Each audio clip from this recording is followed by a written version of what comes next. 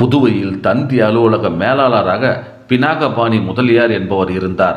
அவர் 7 மொழிகளில் பேசும் எழுதும் ஆற்றல் பெற்றவர். அந்த பினாகபாணி வடலூர் வந்து வெறுங்கும்பல் சேர்ந்து சும்மா சாப்பிட்டு விட்டு பொழுதுபோக்குகின்றார்கள் என தர்மசாலையில் இருந்த அன்பர்களை பற்றி வள்ளலாரிடம் இகழ்ந்து பேசினார். வள்ளலார் இந்த பினாகபாணி வருவதற்கு முன்னரே இன்று ஒருவர் புத்தி சொல்ல வருகிறார் என்று தனது சீடர்களிடம் கூறியிருந்தார். சில நிமிடங்கள் சாலையை பற்றி குறை கூறிய பினாகபாணியின் எதிரில் தொழுவூர் வேளாதித்தன் 4 வயது மகனான திருநாகேஸ்வரன் என்ற சிறுவனை தனது கரங்களால் பிடித்து நிறுத்தி, உமக்கு எத்தனை பாஷைகள் தெரியும் என வள்ளலார் கேட்க, எனக்கு 5 மொழிகள் தெரியும் என 4 வயது சிறுவன் சொல்ல, வள்ளலார் பினாகபாணியை பார்த்து, எந்த பாஷையில் எந்த விஷயம் வேண்டுமானாலும் இச்சிறுவனிடம் கேளுங்கள் என்றார். பினாகபாணி மூர்ச்சியாகி ஊமையாகினார். சில நிமிடங்கள் கழித்து மன்னிக்க வேண்டும் என பினாகபாணி தன் மனதில் நினைக்க, வள்ளலார் பிச் என்றவுடன் பினாகபாணி வாய்த்திருந்து பேசினார்.